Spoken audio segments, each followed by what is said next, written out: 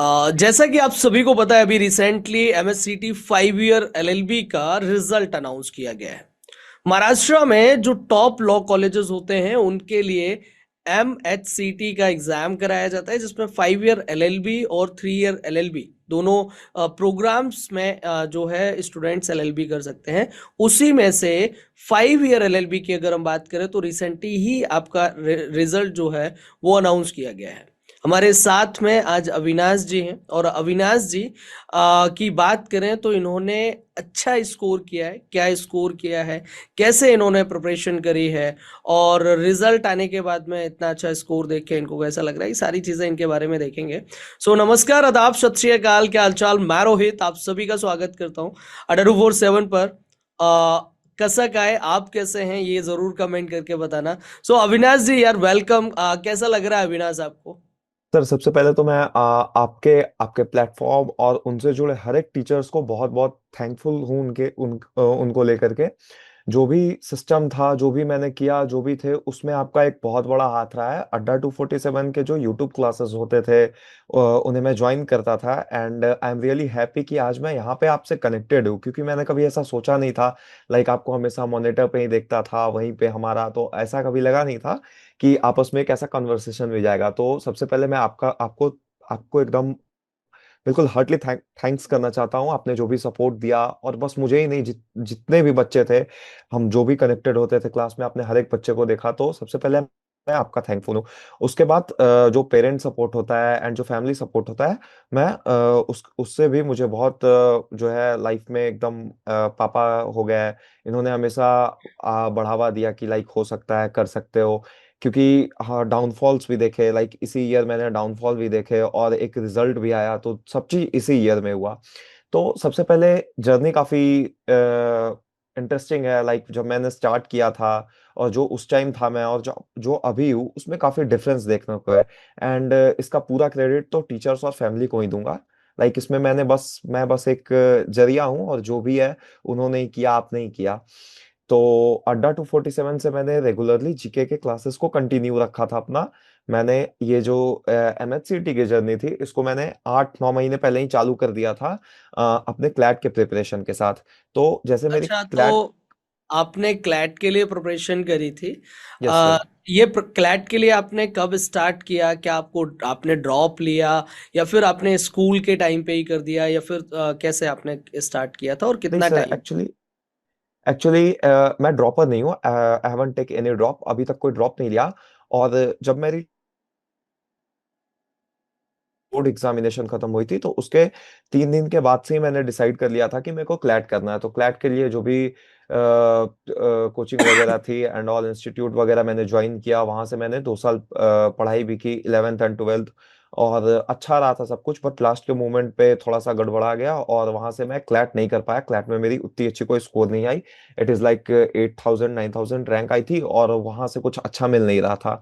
लेकिन वो उसी बीच में, मतलब जब मैं क्लैट के भी क्लासेस देखता था, ऑनलाइन देखता था, तो वहां से मुझे नॉलेज हुआ एमएचसीटी के बारे में। वो बेसिकली अड्डा 247 से ही मेरे को पता चला कि महाराष्ट्र गवर्नमेंट एक एग्जाम कंडक्ट करवाती है एमएचसीटी करके। और उसके बारे में जब मैंने जाना, तो फिर मैंने जीएलसी जो कॉलेज है उसके बारे में देखा। एंड वहां से ही फिर मैंने डिसाइड किया कि साथ में इसका प्रैक्टिस, मतलब इसका भी जो भी प्रिपरेशन है उसको कंटिन्यू रखते हैं। तो ओके। फिर मैंने वहां से कंटिन्यू रखा। आपकी क्लासेस जो थी रेगुलर, जीके की, जीएस की जो क्लासेस थी, उसको करते रहा। और जो मेरी क्वांट्स थी, तो क्वांट्स मेरी पहले से ही सही थी, क्योंकि लाइक हम लोग बिहार से हैं, एंड यहाँ थोड़ा सा मैथ्स को लेके लोग सीरियस रहते हैं, लाइक। तो वहां से मेरा जो क्वांट्स था, वो सेक्शन कंप्लीटली कवर्ड था। तो ज्यादा कोई इशू आया नहीं। और जीके तो मैं बता ही रहा हूँ कि वो कंप्लीटली, मैंने एक सिंगल बुक भी कहीं से नहीं उठाई। कोई लूसेंट किसी भी तरह का कोई मैगजीन कहीं से कुछ नहीं उठाया। बस न्यूज़पेपर पढ़ता था, क्योंकि वो भी लाइक टीचर्स ने गाइड किया था कि न्यूज़पेपर इज कंपलसरी, क्योंकि वहां से इंग्लिश एंड ऑल सब कुछ सही होता है। तो मैंने न्यूज़पेपर को कंटिन्यू रखा। एंड जीके के लिए तो मैं बार बार बोल रहा हूँ कि वो तो आपने ही करवाया था, तो फिर वहां से जीके कवर हुआ। एंड अच्छा, इंग्लिश मेरा के एक लिए। क्वेश्चन आपसे ये है कि यस सर। ओवरऑल आपका कितना परसेंटाइल आया है एमएससीटी 5 ईयर के एग्जाम? सर, परसेंटाइल मेरा 99.96 परसेंटाइल है। 99.96 परसेंटाइल इज अ गुड या नंबर।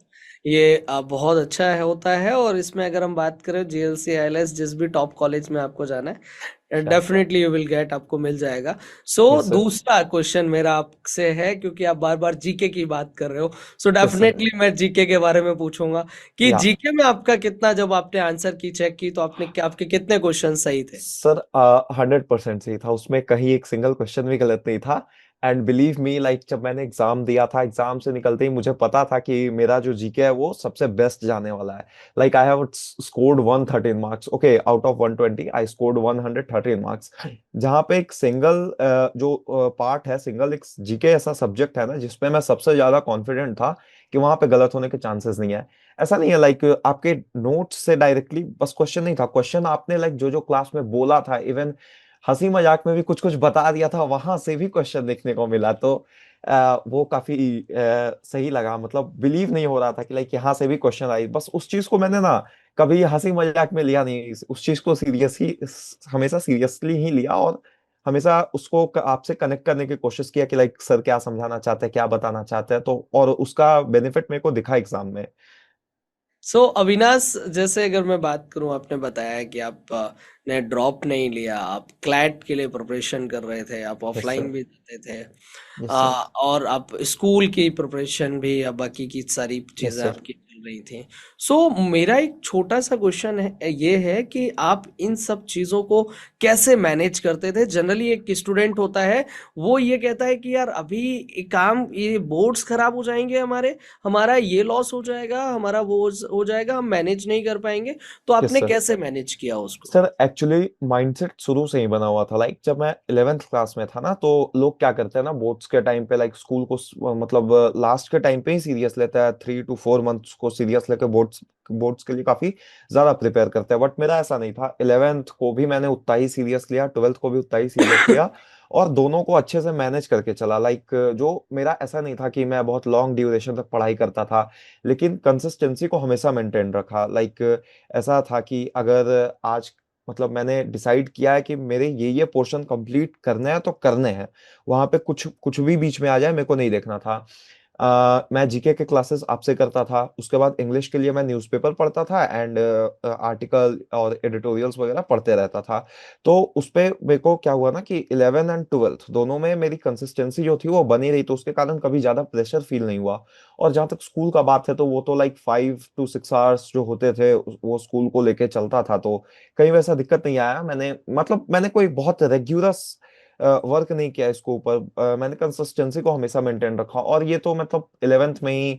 और अड्डा से मैंने और भी मतलब अपने 10th के टाइम पे भी पढ़ाई किया था, तो वहां पे तो शुरू से ही टीचर्स ने ये बता रखा था कि मेरे को लाइक कंसिस्टेंसी को हमेशा मेंटेन रखना है, तो मैंने उसी को मेंटेन रखा। एंड कोई लॉन्ग ड्यूरेशन तक अपने स्टडीज को लेके नहीं गया, लाइक वो हमेशा 5 से 6 घंटे होते थे, उससे ज्यादा नहीं होता था। मतलब टोटल आप 5 से 6 घंटे पढ़ते थे, क्या सारी चीजें उसमें आप कर लेते थे, क्या बहुत ज्यादा आपने ऐसा ड्रॉप और बहुत ज्यादा ऐसा टाइम वेस्ट नहीं किया, कंसिस्टेंसी मेंटेन करके रखी, yes that's a sir. Thing. And one more question कि लाइक 12th में कितना मार्क्स थे? ये एक थोड़ा सा सर वैसा या क्योंकि बोर्ड्स को साथ में मैनेज किया आपने, एंड या बोर्ड्स के साथ साथ क्लैट के लिए प्रिपरेशन, और क्लैट के लिए फिर एमएससीटी में जाना है। एमएससीटी में क्वांट इतना ज्यादा वेटेज नहीं रखता, फिर उसमें बाकी के, हालांकि आपने प्रिपरेशन करी हुई थी, तो जीके वाला सेक्शन आपके लिए कहीं ना कहीं आप थोड़ा सा वो कर रहा था, तो आपने मेरी क्लासेस करी, एंड क्या you will get 100 percentile in GK section. क्या it's a great thing, thanks a lot, मतलब लाइक अच्छा लगता है ऐसा सुन के। Yes sir. है ना? सो मेरा वही क्वेश्चन है कि 12th में आपका कितना था? Sir actually I scored 72% in my 12th examination.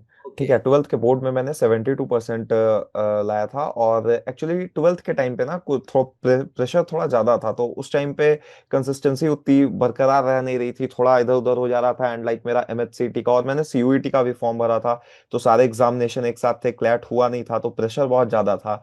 तो उसी को मैनेज करने के चक्कर में थोड़ा सा उसका इफेक्ट बोर्ड पे दिखा, बट या I scored 72%। It's okay, it's okay. 12th का क्या परसेंटाइल आपका जो है 72% है, that's a good number also. And हम इस चीज को निग्लेक्ट नहीं कर सकते कि आप 96.96 परसेंटाइल अगर आप एमएससीटी में लेके आ रहे हो, मतलब आप पूरे महाराष्ट्र के अंदर टॉप 100 के अंदर आ रहे हैं, यस टॉप सर। 200 के अंदर आ रहे हैं, ये बहुत बड़ी बात है, ये अच्छा नंबर है, इसको हम साइड में नहीं रख सकते।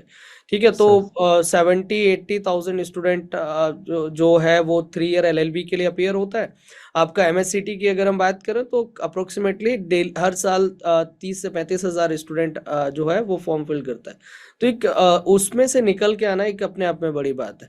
सो यस अब सर। मैं थोड़ा सा सब्जेक्ट वाइज क्वेश्चंस पे आऊंगा अविनाश, कि या आपने सबसे पहले तो मैं इंग्लिश सेक्शन की बात कर लेता हूँ कि आपने इंग्लिश को कैसे प्रिपेयर किया, आपकी क्या स्ट्रेटजी थी, एंड बाकी के बच्चों को आप क्या सजेशन देना चाहेंगे कि उनको क्या करना चाहिए एक अच्छा नंबर स्कोर करने के लिए इंग्लिश के अंदर।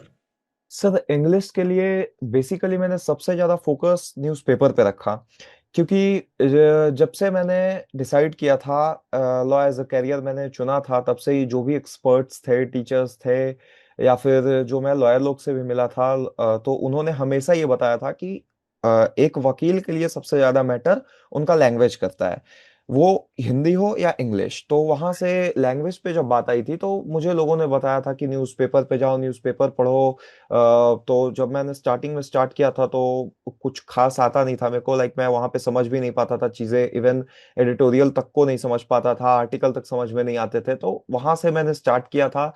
फिर वो जो है 1 मंथ 1.5 मंथ के बाद मुझे ये समझ में आने लगा कि कौन सा आर्टिकल मेरे लिए इम्पोर्टेंट है, जो कि मुझे जीके के सेक्शन में भी मदद करेगा, क्योंकि newspaper is only newspaper is only one जो आपको हर एक चीज हर एक सब्जेक्ट में हेल्प करता है, लाइक जो आपको उसने मेरे को इंग्लिश में भी हेल्प किया, मेरे जीके स्ट्रॉन्ग करने में भी हेल्प की, करंट न्यूज से भी अपडेटेड रखा। तो न्यूज़पेपर को मैं सबसे पहला बोलूंगा कि हर एक बच्चा को ना अपने जब उन्होंने law law as a career choose किया है तो अपने पूरे जीवन काल में न्यूज़पेपर को कभी ना छोड़े। ठीक है, और दूसरी चीज क्या थी ना कि इंग्लिश में जो ग्रामर पोर्शन थी उसे तो मैंने टीचर्स के थ्रू, लेक्चर्स के थ्रू एंड प्रैक्टिस बुक के थ्रू ही किया, जो हर एक बच्चा करता है और वही करना चाहिए। बस वहां पे अंतर ये आते थे ना कि लाइक मैंने ना एक चीज कभी नहीं छोड़ा, वो था एनालिसिस। जो भी मैंने मॉक्स दिए या फिर मैंने आर्टिकल पढ़ा, लाइक कुछ समझ में नहीं आ रहा तो उसका एनालिसिस जो था उसको हमेशा कंप्लीटली देखते रहा। तो यहाँ पे जो पोर्शन था मेरा लाइक इंग्लिश का, वो यहीं से कंप्लीट होता है। इंग्लिश का यही था, टोटली न्यूज़पेपर पे डिपेंडेंट था, थोड़ा बहुत मैगजीन वगैरह देखता था, न्यूज़पेपर वगैरह देखता था, यही, इससे ज्यादा कुछ नहीं। ओके, मतलब आप ग्रामेटिकल पोर्शन जो था वो फैकल्टीज से पढ़ के आपने क्या? कवर किया, बाकी की सारी चीजें आपको न्यूज़पेपर से बहुत ज्यादा हेल्प मिली है, दैट्स गुड। न्यूज़पेपर एक्चुअली बहुत इंपॉर्टेंट भी होता है एक लॉ एस्पिरेंट के लिए, क्योंकि उसमें हमें करंट में क्या चल रहा है वो सारी चीजें यस पता तो सर। चलती ही हैं, प्लस इंग्लिश वाला सेक्शन भी हमारा बहुत अच्छा हो जाता है, गुड। इसके अलावा अगर हम जाएं तो आप लॉजिकल रीजनिंग कैसे आपने प्रिपेयर किया था? सर लॉजिकल रीजनिंग एक ऐसा था ना जिसने मुझे सबसे सबसे ज्यादा परेशान किया, लाइक पूरे एग्जाम के परेशान तो प्रिपरेशन में। जनरली बच्चों को या मैथ करता है, आपको लॉजिकल नहीं, रीजनिंग कैसे मैथ्स ने कभी परेशान नहीं किया सर। बना? Of course I am from humanities, but मुझे मैथ्स ने कभी परेशान नहीं किया। लॉजिकल रीजनिंग ने परेशान किया था, एंड कह सकते हैं कि क्लैट का एग्जाम भी मेरा लॉजिकल रीजनिंग के कारण ही इधर उधर हो गया। तो उस चीज को मैं बताऊंगा ऑफ कोर्स कि मैंने कैसे उसको टेक ऑफ किया। तो सबसे पहले क्या हुआ था ना, जब मैं क्लैट का पेपर दे रहा था, क्लैट का पेपर के टाइम पे मैंने फर्स्ट पेज ओपन किया था, और वहां पे क्लैट हिस्ट्री में फर्स्ट टाइम मैंने देखा था कि वो राउंड टेबल कॉन्फ्रेंस का क्वेश्चन है। और वो जो 2 घंटा का जो वहां पे हम लोग को अपना रिदम मेंटेन रखना होता है, वो मेरा पहले ही टूट गया था। तो और उसके बाद फिर लाइक मैंने पेपर को कवर किया, क्लैट क्लैट का पेपर दिया। बट लॉजिकल रीजनिंग के लिए मैं हमेशा मतलब उसको लकली देखा जाए ना, तो लॉजिकल रीजनिंग का उस दिन तो मेरा पहले तो लक भी सही था, और दूसरा उसके ऊपर मैंने रेग्युलस वर्क बस एक ही सेक्शन के ऊपर किया, वो है लॉजिकल रीजनिंग। उसका भी जो एनालिटिकल पार्ट था वो मेरे को परेशान नहीं करता था, परेशान हमेशा होता था वो रीडिंग वाले पार्ट में, लाइक उसमें सबसे ज्यादा परेशानी होता था। तो फिर वो उसमें भी मेरे को न्यूज़पेपर ने ही हेल्प किया। मैं क्या क्या करता था ना कि जो एडिटोरियल होते थे, तो एडिटोरियल को मैं पहले पढ़ता था, फिर वहां से वहां से निकालता था कि लाइक एडिटोरियल किस किस बारे में है, वहां से कंक्लूजन निकालता था एंड क्वेश्चंस खुद से प्रिपेयर करके उसके ऊपर वर्क करता था। तो फिर ऐसे करके कंसिस्टेंसी के थ्रू मैंने इसको एक लंबे टाइम तक इसको किया, और धीरे धीरे लाइक तुरंत तो रिजल्ट नहीं दिखा, काफी टाइम लगा, बहुत बार अप्स एंड डाउन देखे, मॉक के स्कोर को डाउन किया, बट फिर धीरे धीरे करके एक अच्छे स्कोर पे उसको ले आया। एंड एग्जाम के दिन भी क्या हुआ था कि वो जो 2 घंटा था, जो जो 2 घंटा मैं पेपर दे रहा था, उसमें मैंने खुद के रिदम को, खुद को बहुत शांत करके रखा था। तो फिर वैसे कवर किया था लॉजिकल रीजनिंग के पार्ट को। और क्वांट्स की बात करें तो वो तो मैंने आपको बताया है कि लाइक वो मेरा स्टार्टिंग से ही सही था, क्वांट्स मुझे कभी परेशान नहीं क्योंकि किया। हम बिहारी हैं। या सर। तो वो मैथ्स वाला पार्ट अच्छे से कर लेता है। या सर, ओके। वो तो जब मैं एमएचसीटी के पेपर का मैथ्स बना रहा था, तब आई वाज लाइक कि भाई क्या दे दिया उठा के, लाइक कुछ भी दे दिया था उन्होंने मैथ्स के अंदर, तो वो तो मतलब 8 क्वेश्चन को मैंने 4 मिनट में खत्म कर दिया था। ज्यादा वेटेज भी नहीं रखता है। वेटेज भी नहीं अ, था, यस सर। हाँ, लीगल वाले पार्ट को आपने कैसे देखा और कैसे? लीगल, सर लीगल जब मैंने ऑफलाइन स्टडी करता था, ऑफलाइन इंस्टीट्यूट से जब मैं प्रिपरेशन करता था, तो वहाँ पे उस इंस्टीट्यूट के थ्रू और मॉक एंड एनालिसिस के थ्रू ही मैंने लीगल रीजनिंग को भी कवर किया। और लीगल रीजनिंग में सबसे अच्छी बात ये थी कि मैं कैप्चर कर पाता था, चीज़ों को कैप्चर कर पाता था, लाइक जो भी क्वेश्चंस होते थे, और उसमें थोड़ा मेहनत करना पड़ा नो डाउट, बट वो मैं कैप्चर कर पाता था, वो मेरी एबिलिटी उसमें काफ़ी अच्छी थी कि उसको मैं कैप्चर कर लेता था।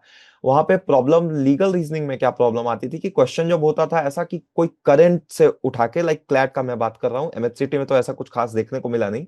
क्लैट के अंदर क्या करते थे कि जो करंट न्यूज चल रहा है उसके ऊपर जब उठा के वो लीगल रीजनिंग में क्वेश्चन दे देते थे, तो मैं वहां पे काफी परेशान हो जाता था। और अगर वो पार्ट अगर कॉन्स्टिट्यूशन का उठा के डाला उन्होंने, या फिर किसी अमेंडमेंट वगैरह का डाला हो, तो वो काफी इजिली मैं उसे शॉर्ट आउट कर लेता था। बट यहाँ पे अगर करंट से आता था तो प्रॉब्लम होता था।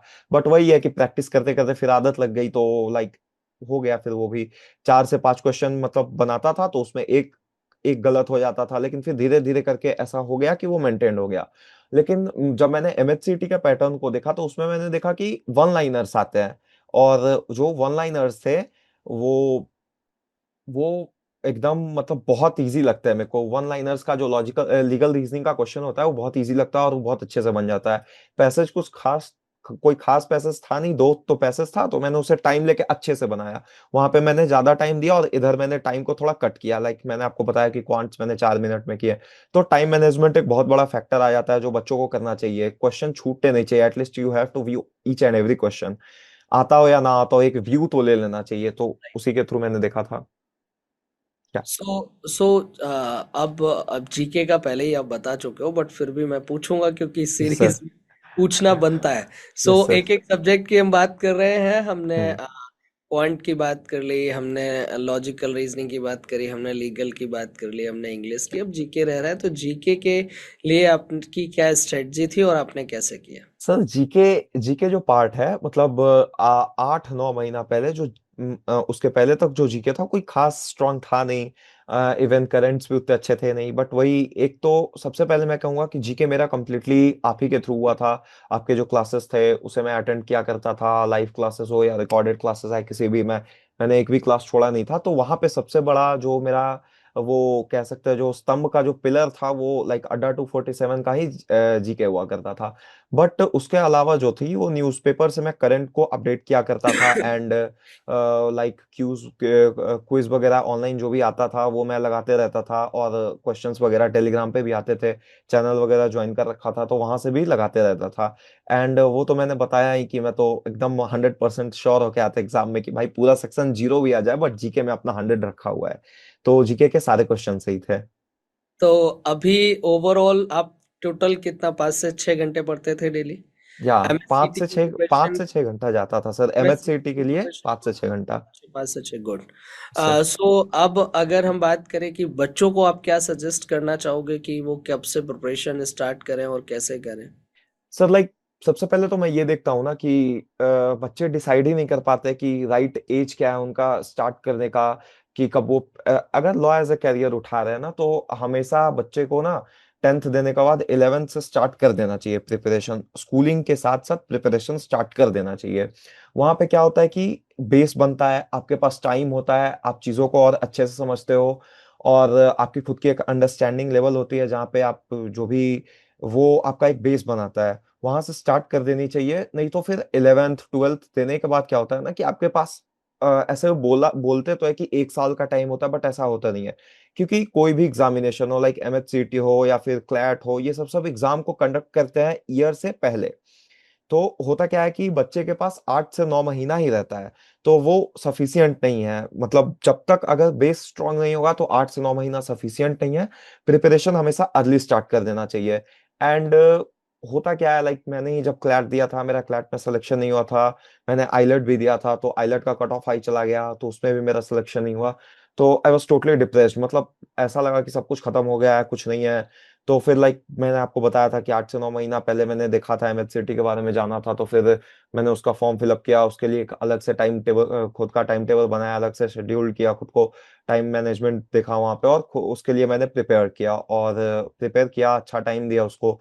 और फिर तो रिजल्ट तो सामने ही है सर, उस पर फिर मैं क्या बोलूँ। और नहीं, ये टीचर्स। चीज अच्छी लगी मुझे आपसे सुन के कि आप डिप्रेस्ड थे, आपका रिजल्ट आपके मुताबिक नहीं था, आपके अकॉर्डिंग नहीं था। Yes sir. देन फिर भी अपार्ट फ्रॉम दैट कि आपने मेहनत करना नहीं छोड़ा, आप नहीं सर, बराबर लगे। यहाँ पे सबसे बड़ा जो पार्ट है, जो मतलब वो पापा का ही है। लाइक उन्होंने ही समझाया, ठीक है एक बार नहीं हुआ कोई दिक्कत नहीं है, टाइम है, सब कुछ उन्होंने ही समझाया था। यहाँ पे मैं खुद के बारे में कुछ नहीं बोलूंगा, क्योंकि मैं टोटली डिप्रेस्ड था। इवन मैं यहाँ तक सोच चुका था कि अब कुछ नहीं, नॉर्मल ग्रेजुएशन करूंगा, कुछ वगैरह वगैरह, कुछ मैंने कुछ भी नहीं सोच रखा था कि लाइक मेरे को एमएचसीटी देना है, प्रिपेयर करना है, वो सब पापा ने ही समझाया था।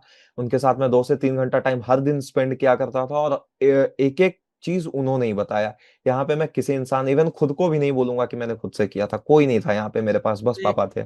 इसी बात पे मेरे को अक्सर करके मैं दो लाइनें बोलता हूँ, पंजाबी में है यस और सर। सुनी होंगी आपने, क्लास करते थे तो, कि जदों एक दरवाजा बंद ਹੁੰਦਾ है ਤਾਂ ਦੂਜਾ ਖੁੱਲਦਾ ਵੀ यस है। Sir. Yes sir.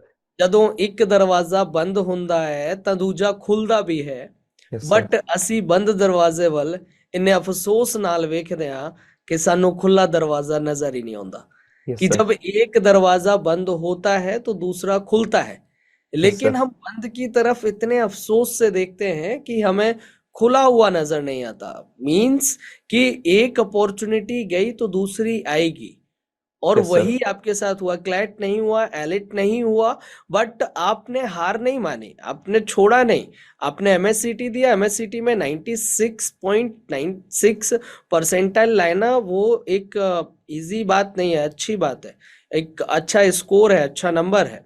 Yes sir. And GK जैसे सेक्शन में भी आपने 100 परसेंटाइल स्कोर करना, वो भी एक अच्छी बात है, क्योंकि जीके सेक्शन ऐसा होता है कि कहीं से भी कुछ भी पूछा जाता है, लेकिन आप लगे रहे मेरे साथ में, मेहनत यस करते सर। उस रहे। हिसाब से प्रिपेयर किया था ना आपने, उस हिसाब से प्रिपेयर किया था कि लाइक क्वेश्चंस कहीं से भी हो वहां पे हम फाइट करके आएंगे। और बाकी में तो इतना फॉर श्योर नहीं था जितना ज्यादा मैं श्योर इस पे था, लाइक जीके पे था। हाँ।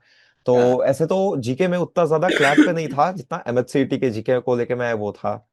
हाँ, बहुत बहुत बढ़िया अविनाश। सो इसके अलावा अब फैमिली का क्या रिएक्शन है? फैमिली क्या कह रही है कि अब बेटा तू अपना मन अमन पैक कर, अब चला जा तू अभी? नहीं सर, ऐसा नहीं है। लाइक पापा ने शुरू से ही बता रखा था मेरे को हाँ। कि आप मतलब उसमें सबसे ज्यादा रोल पापा का है, क्योंकि उन्होंने मतलब एज अ फैमिली मैं बताऊं ना, तो फैमिली से ज्यादा मैं कनेक्टेड नहीं था इस चीज को लेके कि अच्छा। क्या है क्या नहीं है। उसमें मैं सबसे ज्यादा अपने पापा से कनेक्टेड था।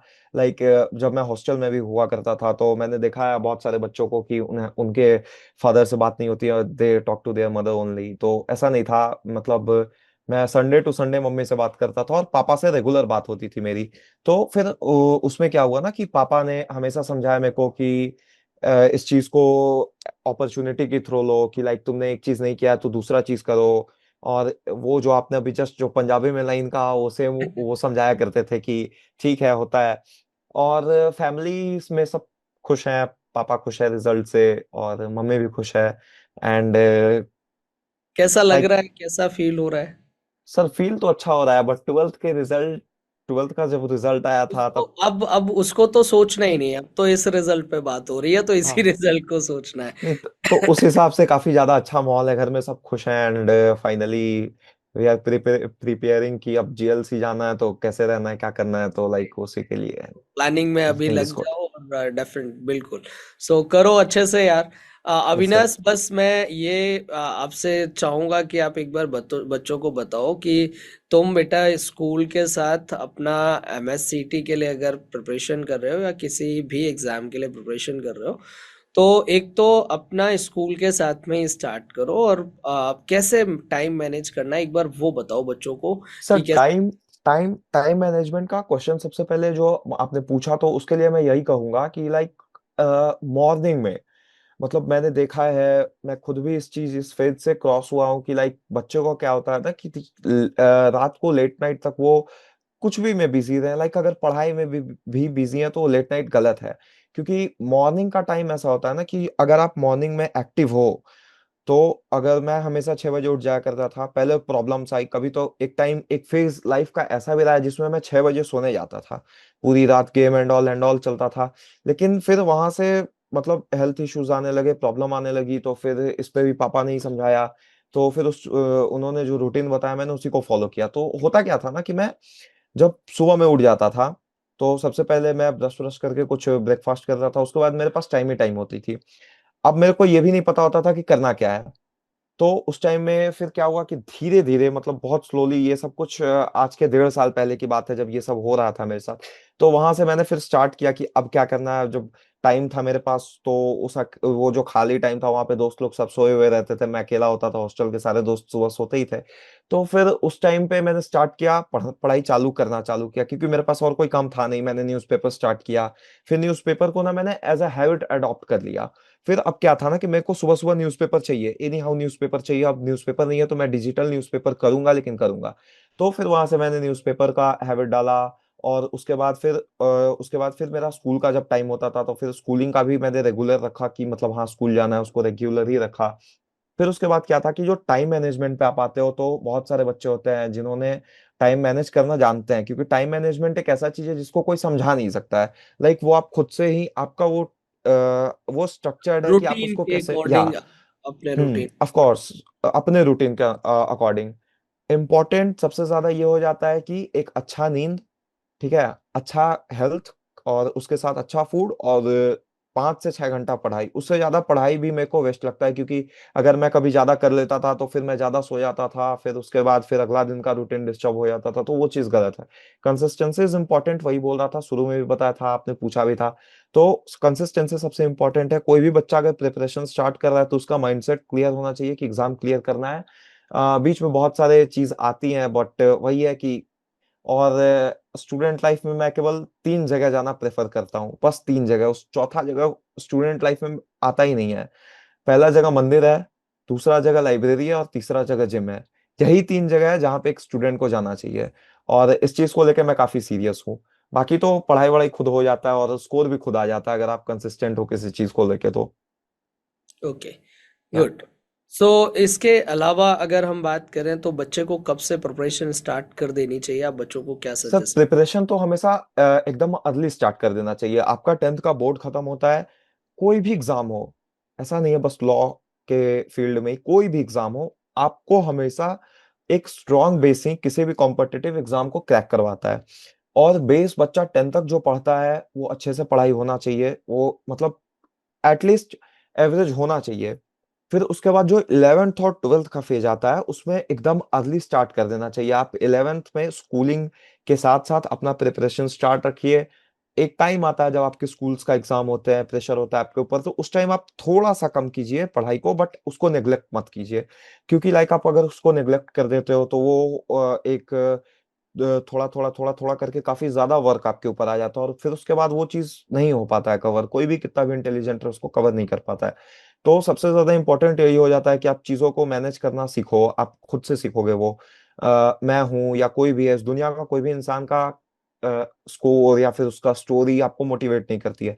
आप उस चीज को समझो कि वो इम्पोर्टेंट है, और आप उस पर खुद वर्क करोगे तो वो हो जाएगा, कोई भी बच्चा हो। लाइक वो एवरेज हो, क्योंकि मैं खुद एक हमेशा से एवरेज स्टूडेंट रहा था। मेरे 10th में भी कोई खास स्कोर नहीं थे, 12th में भी कोई खास स्कोर नहीं थे। बट या मैंने वही था कि कंसिस्टेंसी को फॉलो किया, रूटीन को फॉलो किया, और कभी फालतू की चीजों में रहा नहीं। तो फिर एक अच्छे कॉलेज में जा रहा हूँ, तो अब पुराने जो भी गलतियां थी, जो भी वो सब सब हट गए। यही तो है अ, सर।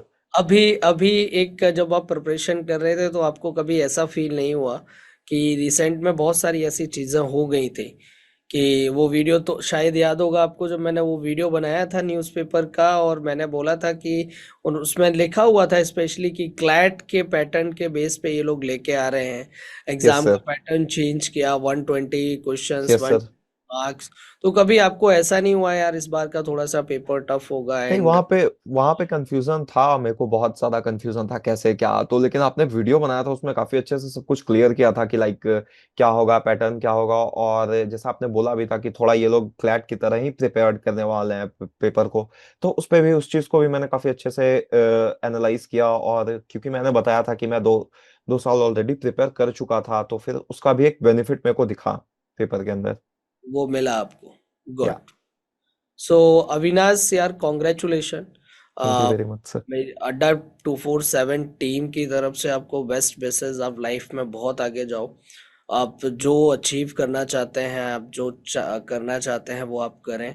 और ऐसे ही मम्मी पापा का नाम रोशन करें, फैमिली का नाम रोशन करें। Yes sir. और अभी ये हमारा पॉडकास्ट है और मैं यही आपसे उम्मीद रखूंगा कि आगे अगर कोई बच्चा अगर प्रिपरेशन करता है तो आप उसको सही गाइडेंस और सही से बताएं सारी चीजें। प्लस अड्डा 247 ने जो आपकी प्रिपरेशन में हेल्प करी, तो उसको आप हमेशा याद रखें। और यस सर। वो वहीं से सब कुछ स्टार्ट हुआ है। तो अब आप रूट्स को भूल जाओगे तो फिर वो तो गलत चीज है ना, वो तो कभी नहीं होगा लाइक। तो वही मैं कहना चाहूंगा कि अड्डा 247 आप सब बच्चों को सजेस्ट करें। और डेफिनेटली कभी अगर आप दिल्ली आएंगे तो सामने बैठ के पॉडकास्ट ऑफ करेंगे, कोर्स अभी सर। ऑनलाइन कर रहे हैं। तो यस सर। कभी भी अगर आपका आना होगा तो definitely will set and yes हम सर। बात करेंगे इस चीज़ पे। और मेरी तरफ से और अड्डा 247 की टीम की तरफ से आपको best wishes. And thank you बहुत वेरी अच्छा मच सर। लगा आपसे बात करके, आपकी जर्नी जान के। Yes sir. Thank you so much. Thank you जय वेरी हिंद। Much sir. जय okay. Hind sir. Thank you very much.